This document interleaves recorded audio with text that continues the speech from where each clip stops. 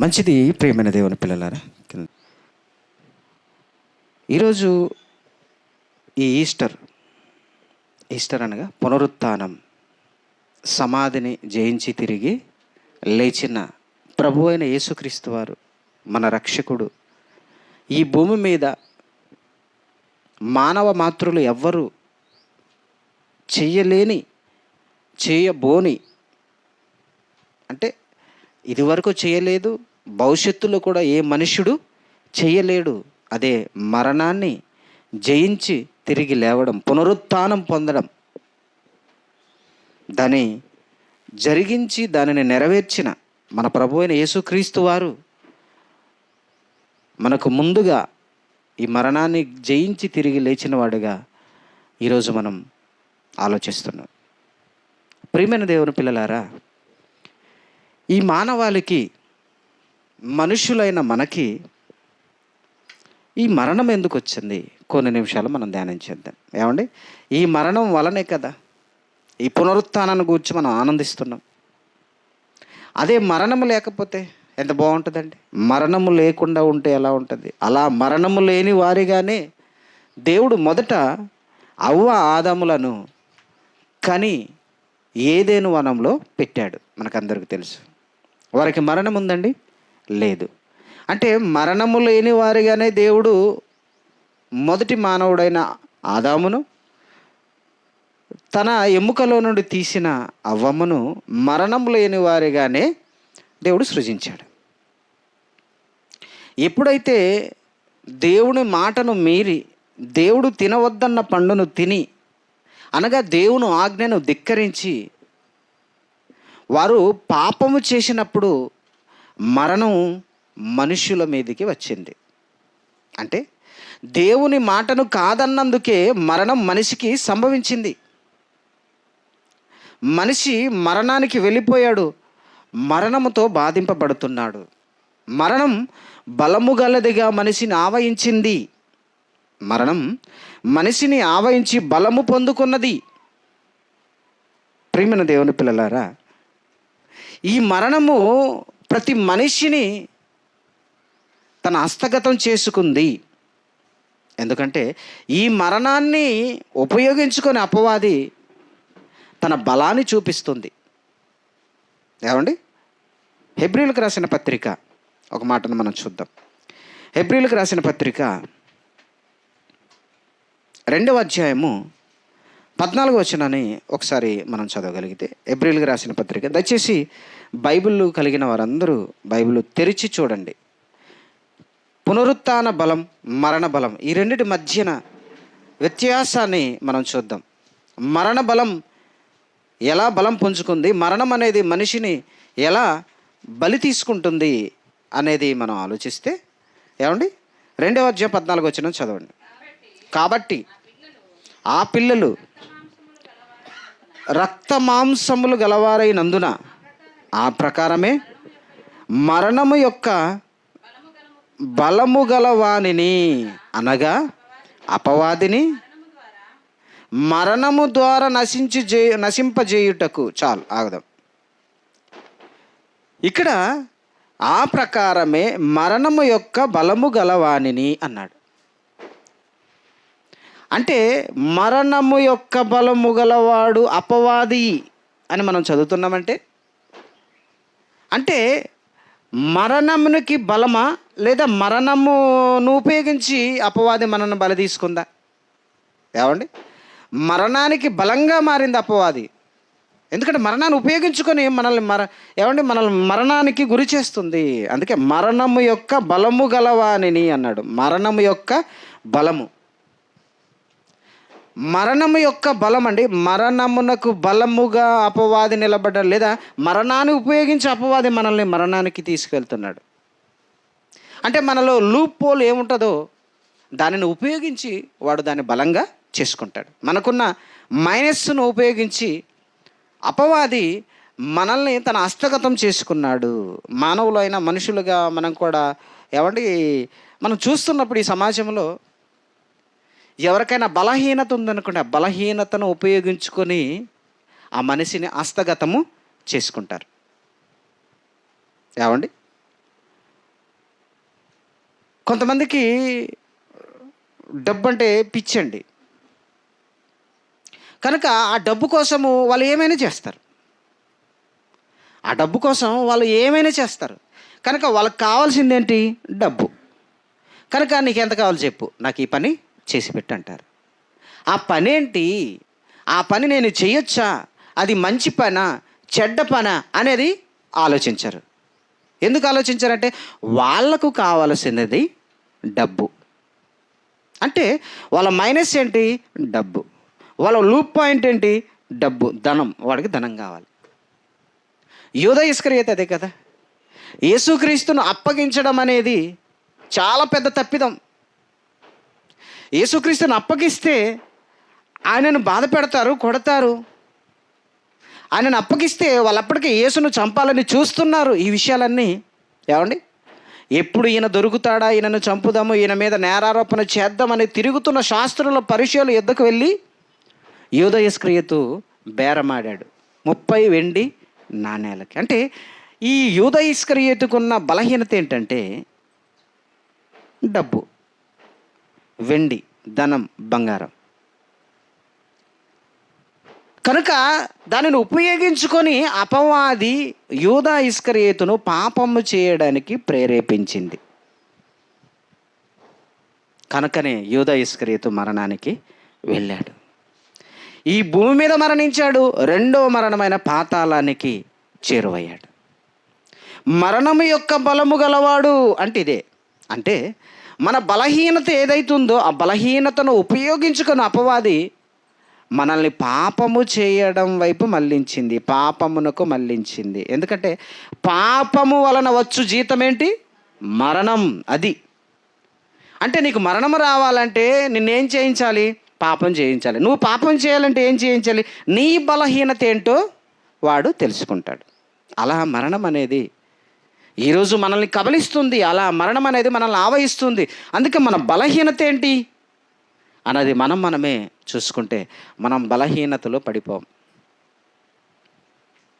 ఏమండి, బలహీనతను వాడుకుంటారండి. బలహీనతను అపవాది వాడుకుంటుంది. ప్రియమైన దేవుని పిల్లలారా, మరణము యొక్క బలము గలవాడు.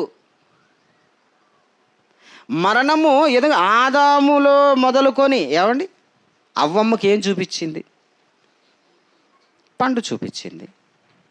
ఈ పండు తిని దినమున నిశ్చయముగా మీరు చచ్చేదారంటే మీకు మరణం వస్తుందని దేవుడు చెప్పినా అపవాది వచ్చి మీరు చావనే చావరు. చావకపోతే ఏంటి అంటే పండు తింటే మాకు చావు లేదు, ఇది ఒక వార్తగా అపవాది చెప్పింది. దాంతోపాటు ఇంకా కల్పించి ఏం చెప్పిందంటే మీరు ఈ పండు తిను దినమున దేవతల వలె ఉందురు. ఇప్పుడు అవ్వ ఆదములకు ఆకలి లేదు. అక్కడ ఆకలి లేని వారిగానే దేవుడు వారిని సృజించాడు. మరి పండ్లు ఎందుకు పెట్టాడు? ఏమండి, పండ్లు ఎందుకు పెట్టాడు? ఆకలి ఉంటేనే పండు కావాలా? ఏమండి, మనం ఆకలి అయితే అన్నం తింటాం, మరి మిగతా అప్పుడప్పుడు చాలా తింటాం కదా. అవి ఆకలి అయితే తింటామా? ఆరోగ్యానికి కూడా తింటాము, లేదా సరదాకు కూడా తింటాం. అంటే ఇది తినకపోతే నేను చనిపోతాను, నా ఆకలి తీరడానికే అని అన్ని తినం. రుచి కోసం తింటాం, ఏమండి, ఆహ్లాదం కోసం తింటాం, ఆరోగ్యం కోసం తింటాం, రకరకాలుగా మనం తింటాం. కనుక దేవుడు కూడా వారికి ఆవాదములకు ఆకలి లేకపోయినా ఏదైనా తోటలో పండ్లు పెట్టాడు. ఇప్పుడు నువ్వు తినకపోతే చచ్చిపోతావు అని అనలేదు అపవాది. ఇక్కడ ఏమంది? 3వ అధ్యాయం చూడండి ఒకసారి, ఆదికాండము 3వ అధ్యాయం. ఏమండి, అపవాది మాటను ఒకసారి మనం చూద్దాం. అంటే మరణం అనేది మనకి ఆదిలో జరిగిన ఆ సంఘటనను మనం ఆలోచిస్తే 4వ వచనం, 3వ అధ్యాయం 4వ వచనం. అందుకు సర్పము మీరు చావనే చావరు, ఏలయనగా మీరు వాటిని తినుదినమున మీ కన్నులు తెరవబడుననియు మీరు మంచి చెడ్డలను ఎరిగిన వారై దేవతల వలె ఉందురనియు దేవునికి తెలియని స్త్రీతో చెప్పగా. ఏమంటే ఇక్కడ ఏంటి అంటే ఇప్పుడు అవ్వమ్మకి చూపించిన ఆశ ఏంటంటే ఈ పండు తింటే ఏమైద్ది అనే ఆ ప్రశ్నలో ఉన్న అవ్వమ్మకి ఈ పండు తింటే మీరు చావరు. ఎంత బాగుందండి భరోసా. దేవుడు ఏమన్నాడు? ఈ పండు తినే దినమున నిశ్చయముగా చచ్చెదరు అని దేవుడు ఖచ్చితంగా చెప్పేసి ఆజ్ఞగా వెళ్ళిపోయాడు. వెంటనే మరొక ఆయన వచ్చి అపవాది వచ్చి మీరు చావరు. ఎంత బాగుంది నీ మాట. ఇప్పుడు యాక్సిడెంటే హాస్పిటల్కి వెళ్ళామండి. మనల్ని హాస్పిటల్కి అంటే తీవ్రంగా ఆ మంచం ఉంటుంది కదండి, చక్రాల మంచం, ఏంటది స్ట్రక్చర్, దాని మీద అలా తీసుకెళ్తున్నప్పుడు ఆ మెట్ల దగ్గర ఎవరు మనకు తెలియని వాళ్ళు చూసి అమ్మో ఇంత భయంకరమైన ప్రమాదమా, ఈయన బ్రతుకుతాడు లేడు అని మాట్లాడింది. మనకు వినపడింది అనుకో, మనమే ఆ స్ట్రక్చర్ మీద ఉన్నాం. అప్పుడు మనకి ఏమనుకుంటాం అంటే నేను బ్రతుకుతానా చచ్చిపోతే, ఆ మాటే మనల్ని ఏం చేస్తుంది, సగం చంపేస్తుంది. ఇక డాక్టర్ దగ్గరికి వెళ్ళగానే డాక్టర్ గారు వెంటనే ఏం కాదు అన్నాడు అనుకో, ఈ మాట ఎంత బాగుంది. నువ్వు చావవు అనగానే ఈ మాట ఎంత బాగుంది. అమ్మయ్య డాక్టర్ చెప్పారు, బయట ఎవరో చెప్పింది నేను నమ్మకూడదు, ఎందుకంటే డాక్టరు చెప్పాడు. ఇది మీకు అర్థమవుతే దేవుడు ఈ పండు తినుదినమున మీరు నిశ్చయముగా చచ్చెదరు అన్నాడు. తర్వాత ఒకడు వచ్చి మీరు చావరు. ఏ మాట మనకు బాగా ఇష్టం? చచ్చెదరు అన్నమాట మంచిదా? మామూలుగా వాళ్ళకి మేలు చేసే మాట ఏంటి? ఈ పండు తినుదినమున మీరు నిశ్చయముగా చచ్చెదరు అన్న మాట వాళ్ళకు మేలు చేస్తుందా? మీరు చావరు అన్నమాట మేలు చేసేదా? మీరు చస్తారు అన్న మాటే మేలు చేసేది, దేవుడి మాట అది. మీరు చావరు అన్నమాట దయ్యం మాట. కానీ ఏది బాగుంది వినడానికి? అదన్నమాట, దయ్యం మాటే బాగుంది. మీరు చావరు, ఇక ధైర్యం తెచ్చుకుంది. తర్వాత నెక్స్ట్ ఇంకొక ఆలోచన పుట్టించింది. ఏమని? మీరు ఈ పండు తింటే ఏమైపోతారట? మీ కన్నులు తెరవబడుననియు మీరు మంచి చెడ్డలు ఎరిగిన వారై దేవతల వలె ఉందురు. చూడండి ఎంత అంటే కన్నులు తెరవబడితే మీరు దేవతలు అయిపోతారంటే, అవ్వమ్మకున్న బలహీనత ఏంటంటే చస్తారన్నమాట నచ్చలేదు, చావరన్నమాట నచ్చింది. అంటే అవ్వమ్మ బలహీనత. రెండోది కన్నులు తెరవబడతాయి అంటే కన్నులు తెరవబడాలని అవ్వమ్మకి ఆశ ఉంది. రెండోది దేవతలు అవుతారంటే వెంటనే చేసేసింది. అంటే దేవతలు కావాలి, గొప్పగా కనపడాలి, ఒక దేవుడులాగా నేను కూడా ఉండాలి, ఒక దేవతలాగా ఉండాలి అనే ఆలోచన అవ్వమ్మ బలహీనతగా కనిపిస్తుంది. అందుకే తిన్నది, అంతే కదా. ఈ బలహీనత అవ్వమ్మకు ఉంది కాబట్టే పండు వెంటనే కోసుకొని తిన్నది. కనుక ఏదైతే మనకు బలహీనత ఉంటుందో ఆ బలహీనతను ఉపయోగించే అపవాది మనల్ని మరణానికి నడిపిస్తాడు, అనగా పాపము చేయిస్తాడు. ఆ పాపం వలన వచ్చే జీతం ఏంటి? మరణం. ఏమండి, ఇలా మొదటి మానవుడు ఆదాము మరణానికి వెళ్ళాడు. ఆ తర్వాత మరణం అందరికీ సంప్రాప్తి అయ్యింది. సంప్రాప్తి అయితే అంటే మరణం అందరికీ వచ్చింది తప్ప పాపం రాలేదు. ఇక్కడ మరణం అందరికీ సంప్రాప్తి అయింది, అందరికీ వచ్చేసింది. ఎందుకంటే వాళ్ళకి మరణం వచ్చిన తర్వాత వాళ్ళ దేహంలో నుండి పుట్టిన మనము కూడా మరణానికి వెళతాం. ఎందుకంటే ఆ దేహం నుండే కదా మనం వచ్చినాం. కనుక ఈ క్షయమైన ఈ దేహంలో నుండి మనము వచ్చాం కాబట్టి ఈ క్షయమైన దేహం ఏదో ఒక రోజు మరణానికి వెళుతుంది. కానీ ఇలా మరణానికి వెళ్ళిపోయిన మనలని తిరిగి పునరుత్థానాలుగా మనల్ని బ్రతికించాలి. అది దేవుడు ఏదేను వనములోనే ఎక్కడైతే మనిషి తప్పు చేసి మరణానికి చేరువయ్యాడో అక్కడే దేవుడు ఒక పునాది వేశాడు. ఆ పునాదే యేసుక్రీస్తు వారు. ఏమండి, ఒకసారి మాట చదువుదాం. ఇప్పుడు శాపముల దగ్గరకు వచ్చేసరికి 3వ అధ్యాయము 16వ వచనం. ఏమండి, 3వ అధ్యాయము 15వ వచనం నుండి చదువుదాం. మరియు నీకును స్త్రీకిని నీ సంతానమునకును ఆమె సంతానమునకును వైరము కలగజేసేదను, అది నిన్ను తల మీద కొట్టును, నీవు దానిని మడమె మీద కొట్టుదు అని చెప్పాను. అది నిన్ను తల మీద కొట్టును. అది అనగా పుట్టినోట్లో ఏముంది? అంకే 1 అని ఉంది. ఆ 1కి మూల భాషలో ఆయన ఎవరంటే యేసుక్రీస్తు వారు.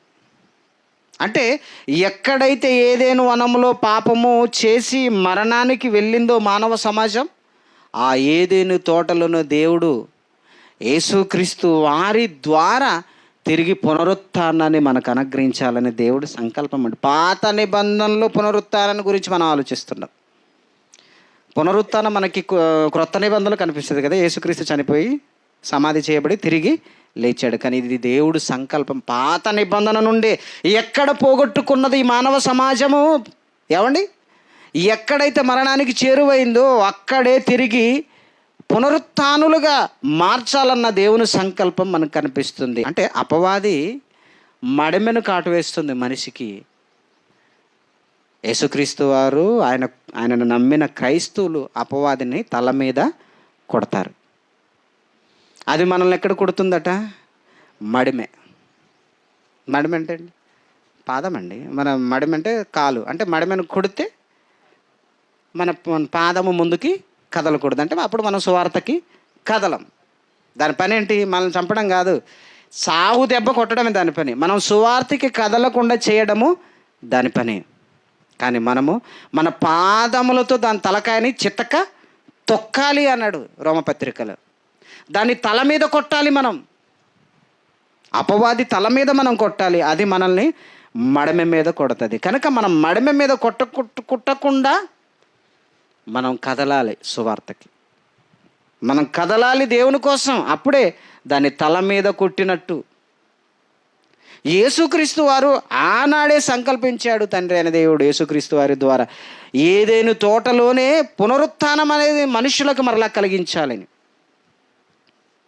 ప్రేమైన దేవుని పిల్లలారా, పాత నిబంధనలో పునరుత్థానాన్ని గురించి ఇంకెక్కడెక్కడ మాట్లాడారు కొన్ని రెఫరెన్స్లు మనం చూద్దాం. ఏమంటే పాత నిబంధనలు, క్రొత్త నిబంధనలు మనం ఇలాగే చదువుతాం, అనేకసార్లు చదువుతాం. కానీ పాత నిబంధనలు కూడా పునరుత్థానాన్ని గురించి భక్తులు మాట్లాడిన మాటలను మనం చూడగలిగితే, ఏమంటే మొదటిగా అందరికంటే మొదటివాడుగా ఏమండి మోషే గారి దగ్గర మనం ఆలోచిస్తే, ఏమండి లూకాసు వార్త, ఏమండి లూకాసు వార్త 20వ అధ్యాయం 37వ వచనం. మోషే గారి సందర్భాన్ని ఇక్కడ లూకా గారు మాట్లాడుతున్నారు. లూకాసు వార్త 20వ అధ్యాయము 37వ వచనాన్ని మనం చూద్దాం. లూకాసు వార్త 20వ అధ్యాయం 37వ వచనం. పొదను గూర్చిన భాగములో ప్రభువు అబ్రహాము దేవుడనియు, ఇస్సాకు దేవుడనియు, యాకోబు దేవుడనియు చెప్పుచు మృతులు లేతురని మోసే సూచించెను. ఆయన సజీవులకే దేవుడు కానీ మృతులకు దేవుడు కాదు. చాలా జాగ్రత్తనండి. లూకా గారు కోట్ చేసి మాట్లాడుతూ మోసే గారే మాట్లాడారు. మోసే గారి కాలంలోనే మోసే సూచించాడు. మోసే గారు చరిత్రలో మనం ఆలోచిస్తే, మోసే గారు 40 ఏళ్ళ వయసు వచ్చిన తర్వాత ఐగుప్తు దేశంలో ఆయన ఉన్నప్పుడు, నా స్వజనము ఐగుప్తీయులు కాదు, నేను ఇశ్రాయేలు జాతివాడను, ఎబ్రియుడను, కనుక ఎబ్రియులను రక్షించాలని ఒక ఐగుప్తుని చంపేశాడు. చంపేసిన తర్వాత ఆ ఐగుప్తుని విడిచిపెట్టి పారిపోయి మిద్యాను దేశానికి వెళ్ళాడు. అక్కడ ఒక స్త్రీని పెళ్లి చేసుకొని, మిద్యాను స్త్రీని పెళ్లి చేసుకొని అక్కడ గొర్రెలు కాచుకుంటున్న సమయంలో 3వ అధ్యాయంలో, ఏమండి నిర్గమకాండం 3వ అధ్యాయం 1వ వచనంలో ఉంటుంది ఈ మాట. గొర్రెలు కాచుకుంటున్నప్పుడు యెహోవా దూత పొదలో కనిపించింది. చదవండి ఆ మాట ఒకసారి. నిర్గమకాండం 3వ అధ్యాయం చూడాలంటే పాత నిబంధనలో మోషే గారు ఆ రోజే మృతుల పునరుత్థానం ఉందని ఎలా విశ్వసించాడు, ఎలా విశ్వసించి మనకి చూపిస్తున్నాడు, మరి పరిశుద్ధాత్మ ప్రేరణతో రాయబడిన మాటను మనం చూడగలం. 3వ అధ్యాయము 2వ వచనం నుండి చదువుదాం. ఒక పొద నడిమి అగ్ని జ్వాలలలో యెహోవా దూత అతనికి ప్రత్యక్షమాయను. అతడు చూచినప్పుడు అగ్ని వలన ఆ పొద మండుచుండెను, కానీ పొద కాలిపోలేదు. ఏమంటే ఈ వింత అందుకే మోషే గారు కూడా అప్పుడు ఈ వింత ఏంటో నేను చూద్దామని దగ్గరికి వెళ్ళాడు. అంతే కదా, అగ్ని వలన పొద ఏమండి మండుతుంది కానీ పొద కాలిపోలేదు. ఇది వింత కదండి. ఇప్పుడు పొద మండితే పొద ఏమైపోవాలి, కాలి బూడిదైపోవాలి. కానీ పొద కాలిపోవట్లేదు, మాత్రం అగ్ని మాత్రం పొదలో నుండి వస్తుంది. ఇదేంటి డిఫరెంట్గా ఉంది అని ఆ వింత ఏదో చూద్దామని దగ్గరికి వెళ్ళాడట. అప్పుడు దానిని చూచుటకు అతడు, 4వ వచనం, దానిని చూచుటకు అతడు ఆ తట్టు వచ్చుట యెహోవా చూచెను. దేవుడు ఆ పొద నడుమ నుండి మోషే మోషే అని పిలిచెను. అందుకు అతడు చిత్తం ప్రభువా నేను. అందుకు ఆయన దగ్గరకు రావద్దు, నీ పాదముల నుండి నీ చెప్పులు విడువుము, నీవు నిలిచిన స్థలము పరిశుద్ధ ప్రదేశమనెను. 6వ వచనం, మరియు దేవుడు అంటున్నాడు, మరియు ఆయన నేను నీ తండ్రి దేవుడను, అబ్రహాము దేవుడను, ఇస్సాకు దేవుడను, యాకోబు దేవుడను అని చెప్పగా మోషే తన ముఖమును కప్పుకొని దేవుని వైపు చూడవెరిచెను. ఇక్కడ దేవుడు అంటున్న మాట ఏంటంటే, నేను అబ్రహాము దేవుడను, ఇస్సాకు దేవుడను, యాకోబు దేవుడను అన్నాడు దేవుడు. అదేంటి? ఎందుకంటే మోషే గారికి ముందటి వారు వాళ్ళు పితరులు. అబ్రహాం ఎప్పుడో మరణించాడు, ఆయన కుమారుడైన ఇస్సాకు మరణించాడు, ఆయన కుమారుడైన యాకోబు మరణించాడు. మరణించిన వాళ్ళ పేర్లు చెప్తున్నాడేంటి?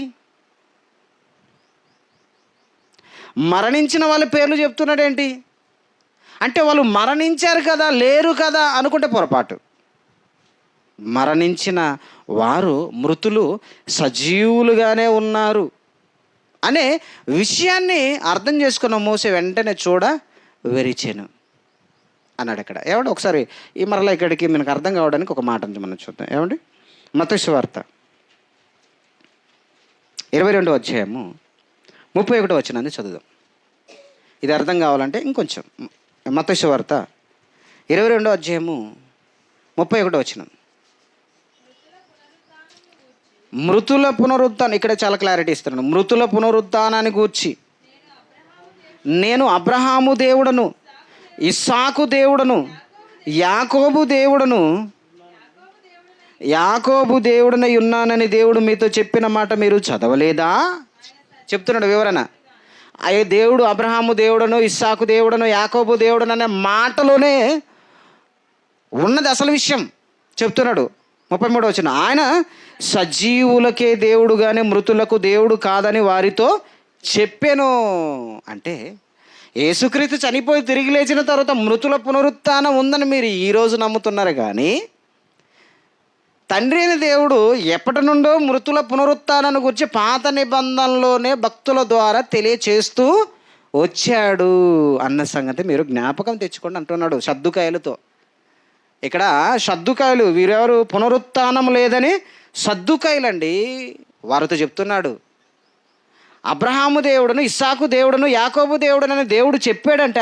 ఆయన మృతులకు దేవుడు కదా, ఆయన సజీవులకే దేవుడు. అంటే అబ్రహాము బ్రతికే ఉన్నాడు, ఇస్సాకు బ్రతికే ఉన్నాడు, యాకోబు బ్రతికే ఉన్నాడు. స్టిల్ నేటి వరకు ఎక్కడ బ్రతుకున్నారండి? ఎక్కడ లేరు, అంతే. ఈ భూమి మీద లేరు, కానీ వారు పాతాళంలో నెమ్మది పొందే స్థలంలో లేరనలేదు కదా. కనుక మృతుల పునరుత్థానం, చనిపోయిన వారు సజీవుల అంటే సజీవులుగానే ఉంటారు. మృతుల పునరుత్థానం అనేది ఎప్పుడో దేవుడు మోషే గారి కాలంలోనే తెలియజేశాడు. అదే పొదను గూర్చిన లేఖన భాగంలో మీరు చదివితే మృతుల పునరుత్థానాన్ని గూర్చి మోసే సూచించాను అని అందుకే మనం చదివాం. మృతుల పునరుత్థానాన్ని గూర్చి మోసే ఎవరు సూచించారు? మోసే ఎప్పుడు వాడండి? యేసుక్రీస్తుకు సుమారుగా 1000-1500 సంవత్సరాల పూర్వం వాడు. అంటే యేసు వచ్చిన తర్వాత, చనిపోయి తిరిగి లేచిన తర్వాత మృతుల పునరుత్థానం గురించి ఏదో కొత్తగా ఏమండి చెప్పాడంటే పొరపాటు. తండ్రి అయిన దేవుడు ఏమండి ప్రారంభము నుండి తెలియచేస్తూ వచ్చాడు. యేసును మన కళ్ళ ముందు లేపాడు. ఈ నాలెడ్జ్ మనకు ఉండాలి. ఇక మోషే గారి సందర్భంలో మనం చూసాం. మరి దావీదు గారు ఏమన్నారు ఒకసారి? దావీదు గారు ఏమంటే వీళ్ళు యేసును చూడలేదు. వీరు యేసుకు ముందటి వాళ్ళు. యేసు మనకంటే మృతుల పునరుత్థానం ఉందని మనం నమ్మడానికి మనకంటే ముందు 2000 సంవత్సరాల క్రితం మనకంటే ముందు యేసుక్రీస్తు వారు చనిపోయి తిరిగి లేచారని సువార్త అందితే మనం నమ్మాం. మరి అబ్రహాం ఎలా నమ్మాడు? ఏమండి మోషే గారికి ఏం ఆధారం ఉంది? మృతుల పునరుత్థానం అంటే చనిపోతే బ్రతుకుందని వాళ్ళకి ఎలాంటి ఆధారాలు ఉన్నాయి? ఇదిగో భక్తుల ద్వారా, ప్రవక్తల ద్వారా దేవుడు మాట్లాడిన మాటలను బట్టి వాళ్ళు అర్థం చేసుకుని మృతుల పునరుత్థానాన్ని వాళ్ళు నమ్మినట్టు మనం చూడగలం. దావీదు మాట్లాడుతున్నాం. దావీదు మాటల్లో ఏమండి, అపోస్తులుల కార్యంలో 2వ అధ్యాయం 31వ వచనం. అపోస్తులుల కార్యంలో 2వ అధ్యాయం 31వ వచనాన్ని మనం చూస్తే, అపోస్తులుల కార్యంలో 2వ అధ్యాయం 31వ వచనాన్ని మనం చూస్తే, చదవండి ఒకసారి. క్రీస్తు పాతాళంలో విడవబడలేదని, ఆయన శరీరము కుళ్ళిపోలేదనియు దావీదు ముందుగా తెలుసుకొని. ఎవరు అట పునరుద్ధానాన్ని గురించి ఎవరు చెప్పారట? పరిశుద్ధాత్మ ప్రేరణతో పేతురు గారు నిలవబడి చేస్తున్న ప్రసంగం ఇది. యేసు శిష్యుల్లో అగ్రగణ్యుడైన పేతురు గారు పరిశుద్ధాత్మను పొందుకున్న తర్వాత చేస్తున్న ప్రసంగంలో మాట్లాడుతున్న మాట ఏంటంటే, క్రీస్తు పాతాళంలో విడవబడలేదనియు ఆయన శరీరము కుళ్ళిపోలేదనియు దావీదు ముందుగా సూచించాను. దావీదుకి ఎలా తెలుసు? దేని గురించి సూచించాడు? పునరుత్థానాన్ని గురించి.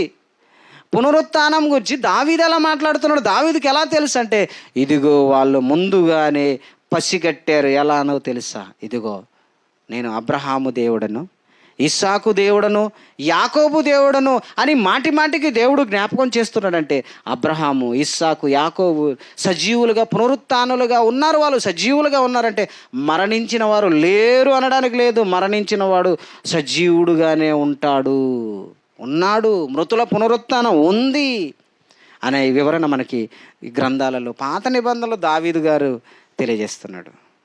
ఆయన శరీరం కుళ్ళిపోలేదనియు, ఆయన ఏమంటే క్రీస్తు పాతాళంలో విడవబడలేదనియు, ఆయన శరీరము కుళ్ళిపోలేదని ఎలా చెప్తున్నాడు? దేవుడు పాత నిబంధనలో దావీదు గారి ద్వారా ముందుగానే తెలియజేస్తున్నాడండి. ఇది మనకు తెలియాలి. ఎందుకంటే ఆది కాండములో అవ్వ ఆదముల దగ్గర దేవుడు సంకల్పించిన సంకల్పాన్ని ఆయా తరాలలో భక్తుల ద్వారా దేవుడు తెలియజేస్తూ వచ్చాడు. మృతుల పునరుత్థానాన్ని గూర్చి ఇంకో సందర్భాన్ని మనం చూస్తే, ఏమండి, ఇందాక మనం చదివాం మత్తయి సువార్త 22లో 23లో మృతుల పునరుత్థానమే లేదన్నారు యేసుక్రీస్తు కాలంలో సద్దుకాయలు.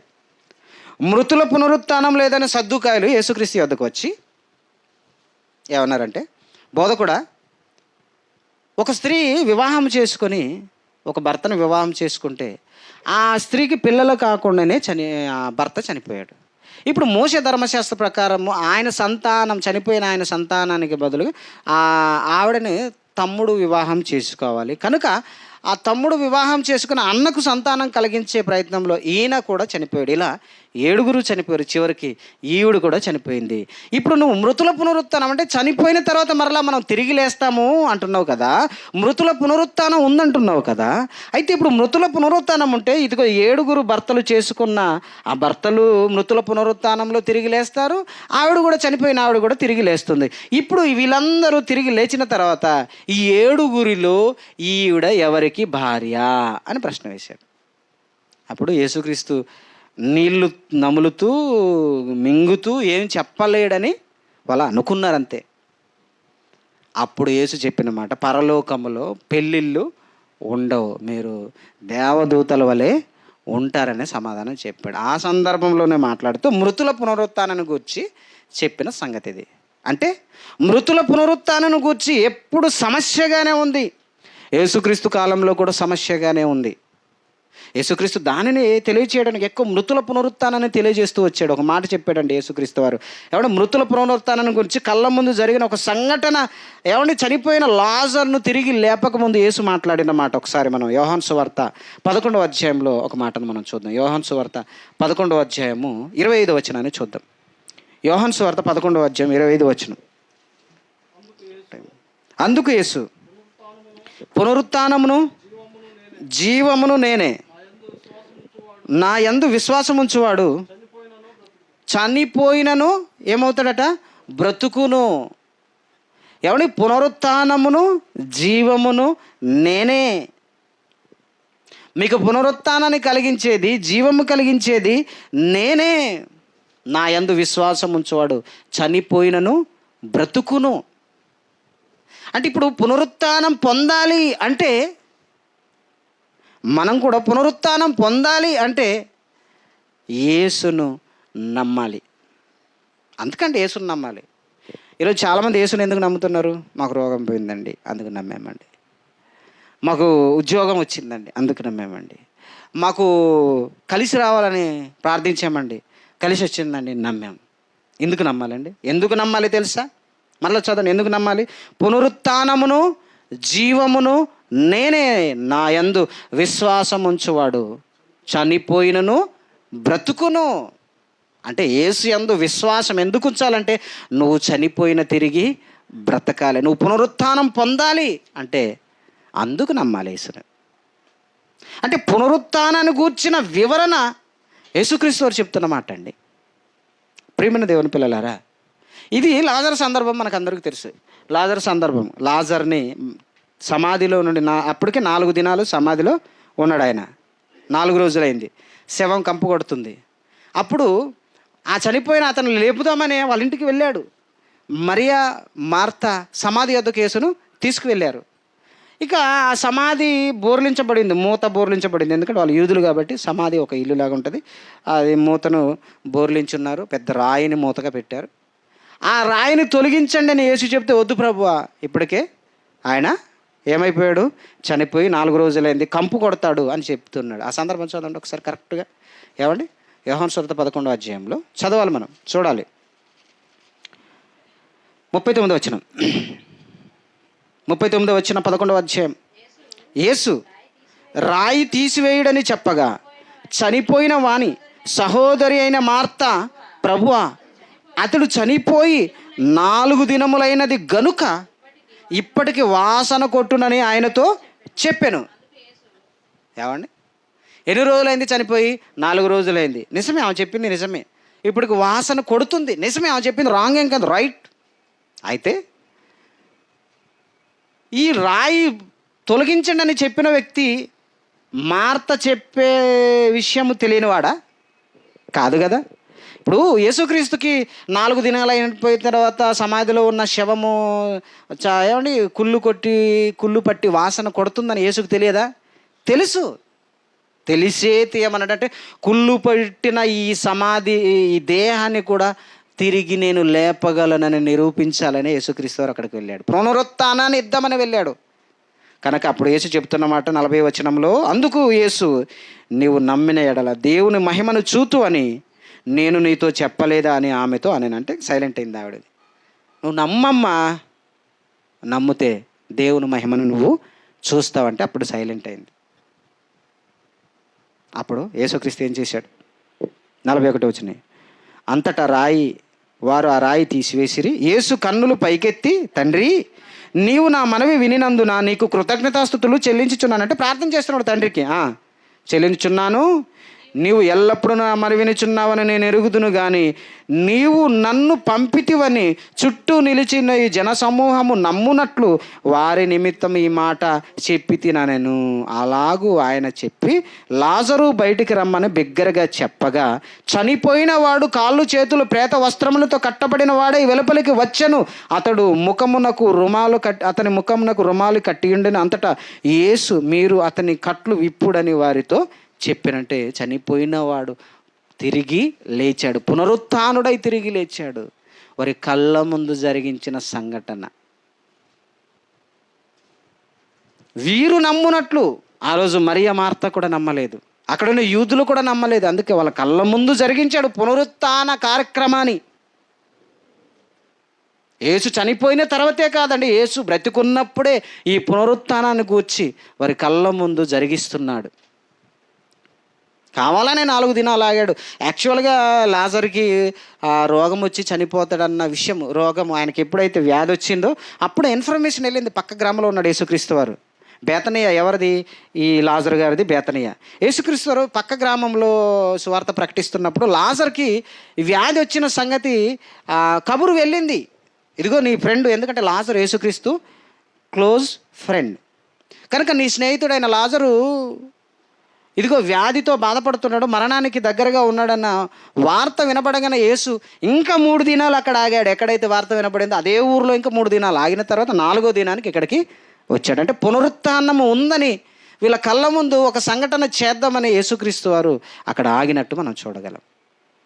ప్రియమైన దేవుని పిల్లలారా, ఏమండి, ఆది కాండంలో మనం చూసాం పునరుత్థానాన్ని గురించి, మోసే గారి కాలంలో చూసాం పునరుత్థానాన్ని గురించి, అదే దావీదు గారు మాటల్లో కూడా మనం పునరుత్థానాన్ని గురించి చూసాం. యేసుక్రీస్తు వారు చనిపోక ముందు కూడా జరిగించిన పునరుత్థాన కార్యక్రమాలు. మరణ బలము నుండి మనుషులను విడిపించడానికి తండ్రి అయిన దేవుడు సంకల్పం అండి ఇది. దానిని నెరవేర్చడానికి బయలుదేరి వచ్చిన వ్యక్తే ప్రభు అయిన యేసుక్రీస్తు వారు. తండ్రి, నేను నమ్మాను కానీ ఇదిగో ఈ వీరి నిమిత్తం నేను ప్రార్థన చేస్తున్నాను అని యేసుక్రీస్తు వారు ప్రార్థిస్తుంటే ఎంత బాగుందండి ఆ ప్రార్థన. కనుక ప్రియమైన దేవుని పిల్లలారా, పునరుత్థానం అనేది ప్రారంభం నుండి దేవుడు మా జ్ఞాపకం చేస్తూ వస్తూనే ఉన్నాడు. ఇక యేసు చనిపోయి తిరిగి లేచిన తర్వాత పునరుత్థానం అనేది నిరూపించబడింది. కానీ అయినా ఎవరు చూసిన వారే నమ్మారు, ఆ నమ్మిన వారు వెళ్ళి ప్రకటిస్తున్నారు కదా. చూసిన వారు మగ్దలేని మరియ మొదట చూసింది, తర్వాత శిష్యులు చూశారు, తర్వాత చివరికి తోమా కూడా చూశాడు. యేసును చనిపోయి తిరిగి లేచిన తర్వాత చూసిన వీరు వెళ్ళి ప్రకటిస్తున్న వీరు ఏమండి, పునరుత్థానాన్ని గురించి వాళ్ళు ప్రకటిస్తూ, వారి ప్రకటనలో యేసుక్రీస్తు వారు పునరుత్థానుడై తిరిగి లేచాడని వారు ప్రకటిస్తున్నప్పుడు దాని మీద ఏమంటే చూసిన వారు చెప్పింది అందరూ నమ్ముతారండి? అందరు నమ్ముతారా? నమ్మరు. ఎందుకంటే మేము చూడాలి కదా అనే మనస్తత్వం కలిగిన వాడు మనిషి. అందుకనే అపోస్తులుడైన పౌలు ఈ పునరుత్థానాన్ని గురించి అనేక సార్లు విమర్శింపబడ్డాడు. అపోస్తుల కార్యంలో 23వ అధ్యాయము, ఏమండి 23వ అధ్యాయము 6వ వచనాన్ని ఒకసారి మనం చదువుదాం. ఏమంటే పునరుత్థానం ఉందని తెలిసినా విమర్శ అనేది సమాజంలో ఉంటుంది. పునరుత్థానం అనేది ఉన్నదని మనం విశ్వసించినా ఖచ్చితంగా సద్విమర్శ ఉంటుంది, చెడ్డ విమర్శ ఉంటుంది. పునరుత్థానం లేదని ప్రయత్నించే వాళ్ళు ఉంటారు ఈ సమాజంలో. మనకు అర్థం కావాలి. చదవండి ఒకసారి 23వ అధ్యాయం 6వ వచనం. వారిలో ఒక భాగము సద్దుకయులను, మరి ఒక భాగము పరిసయ్యులనై ఉన్నట్టు. ఇక్కడ ఏంటంటే పౌలు గారిని అరెస్ట్ చేశారండి. రోమా గవర్నమెంట్ పౌలు గారిని అల్లరి జరుగుతుందని అరెస్ట్ చేశారు. అరెస్ట్ చేసినప్పుడు ఏమండి ఒకటి సద్దుకాయలు, ఒకరు పరిసయ్యులు, 2 వర్గాల వారు పౌలు గారిని పట్టుకున్నప్పుడు పౌలు గారు మాట్లాడుతున్నమాట. 2 వర్గాలు ఉన్నాయని ఆయన గమనించి, సహోదరులారా, నేను పరిసయ్యుడను, పరిసయ్యుల సంతతి వాడను, మనకున్న నిరీక్షణను గూర్చి మృతుల పునరుత్థానం, ఇది అండర్లైన్ చేయండి, మృతుల పునరుత్థానాన్ని గూర్చి నేను విమర్శింపబడుచున్నాను. అందుకు నేను మృతుల పునరుత్థానము ఉందని, యేసుక్రీస్తు వారు తిరిగి లేచాడని నమ్మి ఆయన గురించి ప్రకటించబడుతున్న నేను ఈరోజు విమర్శలోనికి వచ్చాననగా కోర్టు నన్ను పట్టుకొని, ఇదిగో రోమా గవర్నమెంట్ నన్ను పట్టుకొని నన్ను విమర్శిస్తుంది. అంటే మృతుల పునరుత్థానాన్ని గురించి విమర్శ ఆ రోజే పౌలు గారు ఉన్న సమయంలోనే వచ్చింది. మనకు రాదండి? యేసు మృత్యుంజయుడే తిరిగి లేచాడండి అని మనం ప్రకటిస్తే అవునా అని నమ్ముతారా? విమర్శ ఉంటుంది. విమర్శ ఎందుకంటే ఇప్పుడు వీళ్ళ కాలం ముందేం జరగలేదు కదా. ఎప్పుడు జరిగింది? 2000 సంవత్సరాల క్రితం. మరి దాన్ని ఎవరు నిరూపించి చెప్పాలి? మనమే. నువ్వు నమ్ముతే లేదు అనడం కాదు, కొంచెం వివరించి చెప్పే ప్రయత్నం మనము చేయాలి. మృతుల పునరుత్థానాన్ని గూర్చి నేను విమర్శింపబడుచున్నాను అన్నాడు. అపోస్తుల కార్యంలో 21:40 చదువున. అతడు సెలవిచ్చిన తర్వాత పౌలు మెట్ల మీద నిలబడి జనులకు చేయి సైగ చేశాడా? వారు నిశ్శబ్దంగా ఉన్నప్పుడు అతడు ఎబ్రీ భాషలో ఇట్లా నేను మహాసభ ఎదుట నిలిచి ఉన్నప్పుడు మృతుల పునరుత్థానాన్ని గురించి నేను విమర్శింపబడుచున్నాననే మాట ఉంటుందండి. ఆ మాట కావాలి మనకి. మృతుల పునరుత్థానాన్ని గురించి నేను విమర్శింపబడుతున్నాను. ఎక్కడ కన్ఫ్యూజ్ అయింది. నేను మహాసభ ఎదుట నిలిచి ఉన్నప్పుడు నేను మృతుల పునరుత్థానాన్ని గురించి విమర్శింపబడుచున్నాను అంటాడు. ఏమంటే అరెస్ట్ అయిన తర్వాత జరిగిన సంఘటనే. 6వ వచనమా? 23 మహాసభ ఎదుట నిలిచి అనే కరెక్ట్ ఆ పదం ఉంటుంది. మహాసభ ఎదుట నిలిచి అని ఉంటుంది ఆ రెఫరెన్స్లో.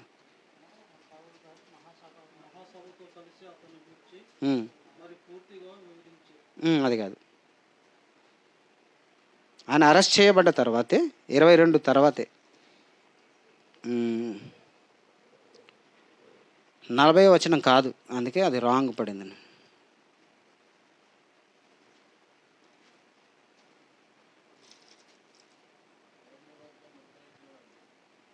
చదవండి.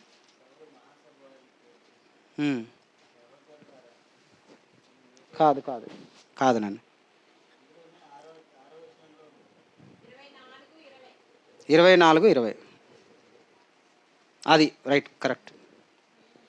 నేను మహాసభ ఎదుట నిలిచి ఉన్నప్పుడు మృతుల పునరుత్థానాన్ని గూర్చి నేడు వారి ఎదుట విమర్శింపబడుచున్నానని వారి మధ్య నిలవబడి నేను బిగ్గరగా చెప్పిన ఈ యొక్క మాట విషయమై తప్ప నా యందు మరి ఏ నేరము మీరు కనుగొని ఉంటే మీరైనను చెప్పవచ్చా నేను. అంటే అపోస్తుడైన పౌలు గారు ఆయన బోధల్లో కనిపిస్తున్నది పునరుత్థానం, మృతుల పునరుత్థానాన్ని గురించి ప్రకటిస్తున్నాడు. అదే సువార్త. యేసు తిరిగి లేచాడని ప్రకటిస్తున్నాడు, యేసు తిరిగి లేచాడని నమ్మి ప్రకటిస్తున్నాడు. పునరుత్థానం, యేసుక్రీస్తు చనిపోయి తిరిగి లేచాడని ఇది ఎక్కడ ప్రకటిస్తున్నాడో తెలుసా? ఏ మూలనో ఏ వీధినో కాదు, ఇది ఎక్కడ తెలుసా? రోమా గవర్నర్ ముందు మహాసభ. ఇంకొక విధంగా చెప్పాలంటే ఎక్కడికి వెళ్ళాడు తెలుసా? రోమ్కు వెళ్ళాడు. రోమ్ ఆ రోజు ప్రపంచాన్ని పరిపాలిస్తున్న సామ్రాజ్యం రోమా సామ్రాజ్యం. ఎక్కడో ఇక్కడ గలిలయలోని లేదా ఆ ఇబ్రీడ్ అయిన పౌలు గారు ఆయనను ఖైదీగా అరెస్ట్ చేసి ఎక్కడ తీసుకెళ్ళారు తెలుసా? ఇటలీలో ఉన్న రోముకు తీసుకెళ్ళారు, రాజధానికి తీసుకెళ్ళారు. అక్కడ చెప్పాలి మృతుల పునరుత్థానాన్ని గూర్చి. అది ఆయన ఉద్దేశం అండి. కనుక మృతుల పునరుత్థానాన్ని గురించి విమర్శింపబడుతున్నాడు పౌలు గారు, విమర్శింపబడుతున్నాడు. మనమును విమర్శింపబడతామండి, మనమును విమర్శింపబడతాం. ఎందుకంటే మృతుల పునరుత్థానం నమ్మిన మనము మృతుల పునరుత్థానాన్ని గురించి మనం చెబితే విమర్శింపబడతాం. నేటి రోజుల్లో జరుగుతున్నది అదే. యేసును నమ్మితే చనిపోతే నువ్వు బ్రతుకుతావు, యేసు మనకు పరలోకాన్ని ఇస్తాడు, నేనే మార్గము సత్యము జీవం అన్నాడు. పరలోకానికి ఆయన మార్గం అండి అని చెప్తే మృతుల పునరుత్థానమా? పక్క నవ్వుతారండి కదా. ఎందుకంటే అది చిన్న విషయం కాదు కదా మనం చెప్పేది. మృతుల పునరుత్థానం ఏది ఒకటి చూపించు, చనిపోయినవాడు భక్తినవాడు ఒకటి చూపించు అంటే యేసు తిరిగి లేచాడు కదా అని మనం చెప్తే నవ్వుతారు వాళ్ళు. దీనిని ఏమంటారంటే మనకు జరుగుతున్న విమర్శ. మృతుల పునరుత్థానాన్ని గురించి విమర్శ ఖచ్చితంగా జరుగుతుంది. ఆయన మృతుల పునరుత్థానాన్ని నిరూపించి చెప్పడానికి మనకి బైబిల్ ఉంది. యేసు చనిపోయి తిరిగి లేచాడన్న ఈ మృతుల పునరుత్థానం, యేసు తిరిగి లేచాడని ఆనందించడమే కదా. ఈరోజు ప్రపంచం అంతా యేసు తిరిగి లేచాడు, జై జై యేసు, జై జై యేసు అని పాట పాడలేదు కదా. ఈరోజు అంతా అవే పాటలు కదండి.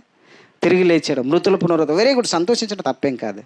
కానీ జై యేసు, జై తిరిగి లేచాడు యేసు, మృతుల పునరుత్థానమై లేచాడు యేసు, పాత పాటలు చాలా ఉన్నాయి కదండి. పునరుత్థానానికి పాడే ప్రత్యేకమైన పాటలు ఉంటాయి మనకి. పాడడమే కాదు, ఆ మృతుల పునరుత్థానమును నువ్వు ప్రకటించినప్పుడు, నువ్వు విమర్శకు గురైనప్పుడు ఆ మృతుల పునరుత్థానాన్ని నువ్వు నిరూపించాలి, నువ్వు నిరూపించే స్థాయికి ఎదగాలి. ఎందుకంటే మృతుల పునరుత్థానం లేదనే ఆనాడు యేసుక్రీస్తు కాలంలో సద్దుకాయలు ఉన్నారు, ఈరోజు నాస్తికులు ఉన్నారు, హేతువాదులు ఉన్నారు. యేసును నమ్మని విమర్శించేవారు అందరూ కాదండి, విమర్శించేవారు ఉన్నారు, మత ఛందస్వాదులు. మరి మృతుల పునరుత్థానాన్ని గురించి నీకేం నాలెడ్జ్ ఉంది? నువ్వేం చెప్పగలుగుతున్నావు? ఎందుకంటే మృతుల పునరుత్థానాన్ని గురించి చెప్పాలి మనం. మృతుల పునరుత్థానాన్ని గురించి మనం చెప్పకపోతే, మృత్యుంజయుడిగా యేసుక్రీస్తు వారు తిరిగి లేచాడని ఈ సువార్తను మనం చెప్పకపోతే నువ్వెక్కడ విమర్శింపబడతావు? ఈ వార్త ఎక్కడికి చేరుతుంది? ఇతరులకు చేరాలి. మృతుల పునరుత్థానము జరిగించిన ప్రభు అయిన యేసుక్రీస్తు గురించి ఇదిగో నేను శ్రమపడుచున్నానని పౌలు గారు చెప్పినట్టు మనము కూడా మృతుల పునరుత్థానం జరిగిందని ఆనందించడమే కాదు, ఈ మృతుల పునరుత్థానాన్ని మనము ప్రకటించాలి. నవ్వారటండి, పక్క నవ్వారట. ఒకసారి అపోస్తుల కార్యములు 17:32 వచనం చదవండి. పౌలు గారికి ఈ సంఘటన ఎదురైంది. మహాజ్ఞాని అయిన పౌలు గారే అరియోపగ అనే ఆ సభలో ఏమండి మృతుల పునరుత్థానాన్ని గురించి ప్రకటించాడు. 17:32 వచనం. మృతుల పునరుత్థానమును గూర్చి వారు ఎవరు? ఆ సభలో ఉన్నవారు పౌలు గారు నిలవబడి, ఎందుకంటే వాళ్ళు ఏథెన్స్ వాళ్ళు క్రొత్త సంగతి వినడంలో వారు దిట్ట. పాత సంగతులు వాళ్ళకి బోరు, క్రొత్త సంగతులు వినాలి. కనుక ఆ ప్రాంతానికి పౌలు గారు వెళ్ళి ఏథెన్సులో మృతుల పునరుత్థానాన్ని గురించి బోధిస్తున్నాడు. యేసు గురించి బోధిస్తున్నప్పుడు, ఆ మృతుల పునరుత్థానాన్ని గురించి ఆయన బోధించినప్పుడు కొందరు ఏం చేశారట? అపహాస్యము చేశారంటే పక్క పక్క పక్క పక్క పక్క నవ్వారు. అంటే పౌలు గారికి ఏం జరిగింది? అవమానం. చెప్పినప్పుడు అందరూ వింటారనుకుంటున్నారు మీరు. ఏమంటే నిన్న మన శుక్రవారము రోడ్డు మీద ప్రకటిస్తూ వెళ్తుంటే అందరూ తెగ వింటున్నారు అనుకున్నారేమో మీరు? అనుకుంటారు మీరు. అందరూ బ్రహ్మాండంగా విన్నారని. ఎవరైనా విన్నారండి? ఎవరైనా పట్టించుకున్నారా? వినరు. మరి వినడానికి ఎందుకండి చెప్పాలి? వినకపోయినా నువ్వు చెప్పాలి, సాక్షార్థంగా ప్రకటించాలి. నినివే పట్టణానికి పంపించాడు దేవుడు. ఎవరిని? యోనా. అప్పటికి ఈయన తప్పించుకోవాలనుకున్నాడు, తెలుసు కదా. నినివేకి వెళ్ళమంటే ఈయన ఓడకి తప్పించుకొని తర్షీషుకు వెళ్ళాలనుకున్నాడు. దేవుడు ఆయన సావు దెబ్బ కొట్టి మరలా షిప్ మార్చాడు, మరలా వచ్చాడు. ఓడెక్కి పోరా అంటే చేప కడుపులోకి పోవాల్సి వచ్చింది. చేప తీసుకొచ్చి నినివేలో కక్కి వేసింది. ఎవరని? ఇప్పుడు ఓడ ప్రయాణం బాగుంటుందా, చేప కడుపు ప్రయాణం బాగుంటుందా? అది మొత్తానికి అయితే నినివే పట్టణానికి చేరుకున్నాడు. చేరుకున్న తర్వాత ప్రభువా వీళ్ళు మారరు ప్రభువా, ఆయనకు మనసు లేదండి. ప్రభువా వీళ్ళు మారరు ప్రభువా, అయినా చెప్పినావుగా చేస్తా, మరి ఏం చేస్తా అనుకుంటూ బయలుదేరి నినివే ప్రజలకు ఏమండి నడుచుకుంటూ ప్రకటించుకుంటూ వెళ్ళాడండి. విషయం ఏంటంటే వీళ్ళు వినరు, వీళ్ళు మారరన్న ప్రజలు మారి గోనె పట్ట కట్టుకొని వారి పాపాలు ఒప్పుకొని ఉపవాసం ఉండి, వాళ్ళే కాదు గొడ్లు విడిచిపెట్టలేదట, వాళ్ళు ఉపవాసం ఉండడే కాకుండా పశువులను కూడా ఉపవాసం పెట్టి దేవుడి దగ్గర మొరపెట్టుకొని క్షమాపణ పొందుకున్నారు. అందుకనే యోనా ప్రకటించినప్పుడు వినరు అనుకొని ఈయన వెళితే వాళ్ళు విన్నారు. నువ్వు వింటారనుకుని వెళ్తే నీకు రివర్స్ ఉంటుంది. యోనాకి రివర్స్ అయింది, నీకు రివర్స్ అవ్వదా? అవుతుంది. వినేవారు ఎవరైనా ఉంటారేమో, లేదా సాక్షార్థంగా ప్రకటించాలి. ఆయన ప్రకటించిన ప్రకటన ఏంటి? నమ్మండి అయ్యా ప్లీజ్ అనలేదు. పోతారు 40 రోజులు అన్నాడు. అంతే. ఏమన్నాడు?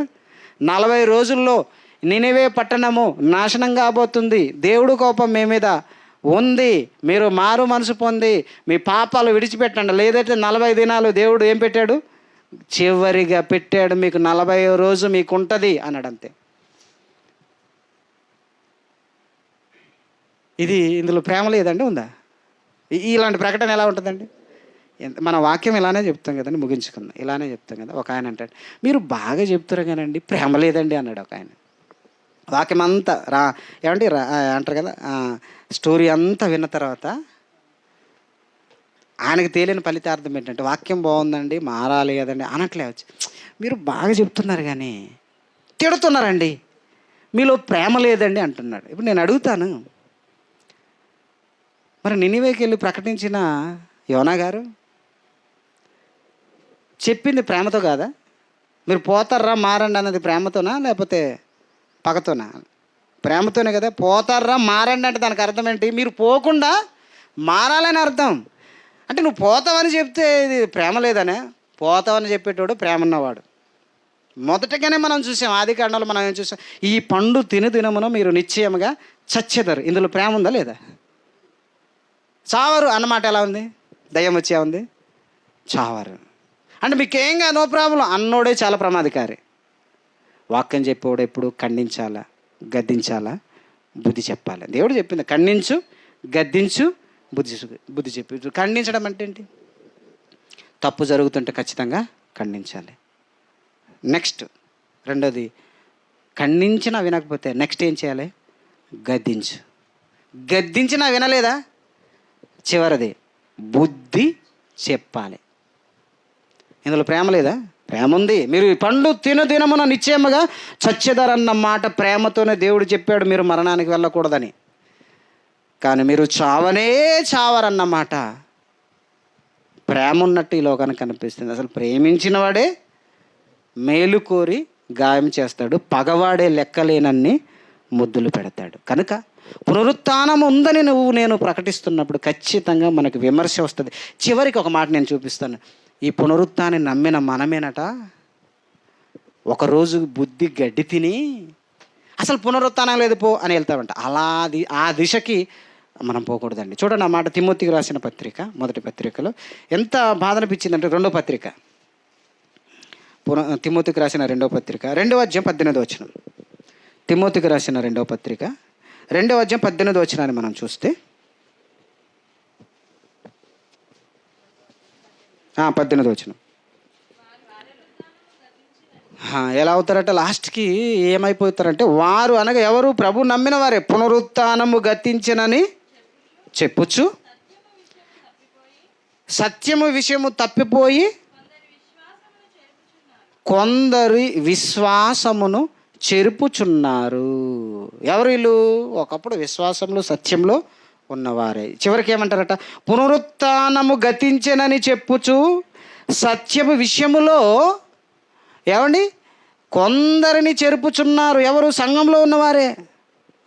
చివరికి ఏమవుతారంటే, విని విని విని విని విని విని విని విన్న తర్వాత లాస్ట్కి కొంతమంది ఏమవుతారట, ఎవడు చూసి వచ్చాడు అన్నాడు అనుకో. ఇప్పుడు గంట ప్రసంగం చేసిన మీరు అందరూ విన్నారు, అవును బైబిల్లో ఉన్నదని చూశారు.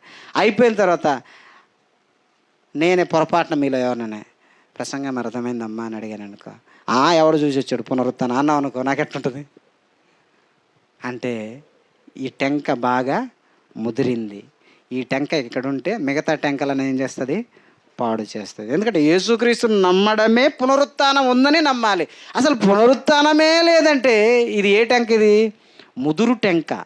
ఈ టెంక దేవుడికి పనికిరాని టెంక. అలాంటి వాళ్ళే ఉన్నారట. పునరుత్థానము గతించెనని చెప్పుచు సత్యము విషయములో తప్పిపోయి, వీళ్ళు మళ్ళీ మామూలు కాదు, వీళ్ళ కొన్న అనుమానాలు పక్కన వాళ్ళకి అందరికీ చెప్తారు. చాలా జాగ్రత్త అండి. పక్కనోడు చెప్పేది దయచేసి మీరు నమ్మద్దు. అది వాక్యమైనా కానీ మనుషుల విషయమైనా కానీ పక్కనోడు చెప్తున్నది నువ్వు విన్నది కాదు. నువ్వు దానిని కన్నులారా చూసిందే దేవుడు కొన్నిసార్లు కరెక్ట్ ఉండదన్నాడు. అలాంటిది పక్కనోడు చెప్పాడు అనుకోండి. ఇప్పుడు నా గురించి మీకు ఎవరో ఫోన్ చేసి చెప్పారు అనుకో, మీరు నమ్ముతున్నారంటే మేము ఏమనాలి? పోనీ నేను ఏదైనా తప్పు మాట్లాడింది నువ్వు డైరెక్ట్గా వింటే, అవును మన అయ్యగారు ప్రిన్సిపల్ గారు ఈ విషయంలో తప్పు మాట్లాడారండి అని నువ్వు అనుకుంటే రైట్. ఎందుకంటే నేను తప్పు మాట్లాడితే, నేనే కదా మీరు ఎవరైనా. ఇప్పుడు నేను ఒక విషయాన్ని చాలా జాగ్రత్తనండి, నేను ఒక విషయాన్ని మాట్లాడినప్పుడు అది బైబిల్కు విరుద్ధంగా ఉంటే లేదా నా బ్రతుకుకు విరుద్ధంగా ఉంటే నేను మాట్లాడింది అవునండి అలా ఏది ఏమైనా ఎంత ప్రిన్సిపల్ అయినా సేవకుడైనా అలా మాట్లాడకూడదండి. ఎందుకంటే నేను మాట్లాడింది మీరు విన్నారు కాబట్టి అది రైట్, అది తప్పు కాదు. ఎందుకంటే నేను తప్పు మాట్లాడినప్పుడు. కానీ నేను మాట్లాడింది మీరు వినలే. ఎవరు? చాలా జాగ్రత్తనండి. నేను మాట్లాడింది మీరు వినలే, కానీ మీకు మూడో వ్యక్తి చెప్పాడు ఫోన్ చేసి. ఏమని? మీకు తెలుసా మీ ప్రిన్సిపల్ గారు ఎలాంటి వాడో, మీ ప్రిన్సిపల్ గారు ఏం మాట్లాడారు మీకు తెలుసా అంటే, అవునా అన్నావంటే నువ్వెవరు తెలుసా? ఇదిగో పునరుత్థానము గతించెనని సత్యము నుండి వెళ్ళిపోయిన వాడు చెబుతున్న మాటను నువ్వు నమ్ముతున్నావు. నీవు వినని దానినే నువ్వు కన్ఫర్మ్ డైరెక్ట్ చూసిందే కొన్నిసార్లు, కంటితో చూసింది కూడా కొన్ని నిజాలు కాదు, చెవితో వినది కూడా కొన్నిసార్లు నిజాలు కాదు, తెల్లనివన్నీ పాలు కాదు, మెరిసేదంతా బంగారము కాదు, మనకు తెలుసు కదా. అలాంటిది ఎవరో చెబితే మనం ఎలా నమ్ముతున్నాం అంటే మన టెంక ముదిరిందనమాట. ఎందుకంటే మనము అసత్యాన్ని ప్రచారము చేస్తున్నప్పుడు మనం విని నమ్ముతున్నాం చూడు, అది చాలా పెద్ద పాపం. ఒకనాడు పునరుత్థానం గురించి అదే చెప్పారట. పోయి యేసు పునరుత్థానం గురించే వీళ్ళు తయారయ్యారంటే వీళ్ళు మామూలు కాదు. ఎవరు? ఏమంటే తిమోతికి చెప్తున్నాడు పౌలు గారు, తిమోతి నా సేవ కూడా చాలా జాగ్రత్త ఇలాంటి వారి విషయంలో. అసలు వాళ్ళు పునరుత్థానం గతించనంటారట. గతించనంటే పునరుత్థానం లేదు, పాడు లేదు. మరి ఎందుకయ్యా ఎంతకాలం యేసుని నమ్మావు, ఎంతకాలం సువార్త చేసావు, ఎంతకాలం సంఘంలో ఉన్నావు, ఎన్నో త్యాగాలు చేసావు కదా, పునరుత్థానం లేదని నువ్వు నమ్ముతున్నావు అంటే నువ్వు ఇక దేవుడికి పనికి వస్తావండి. అలా పునరుత్థానము ఉందని నమ్మి యేసును వెంబడించి యేసును నమ్మకుండా పునరుత్థానం లేదని నమ్మిన వాళ్ళు ఇక వాళ్ళు మారడం చాలా కష్టం. ఎవరిని వద్దంటున్నాడు తెలుసా? యేసునే వద్దంటున్నాడు.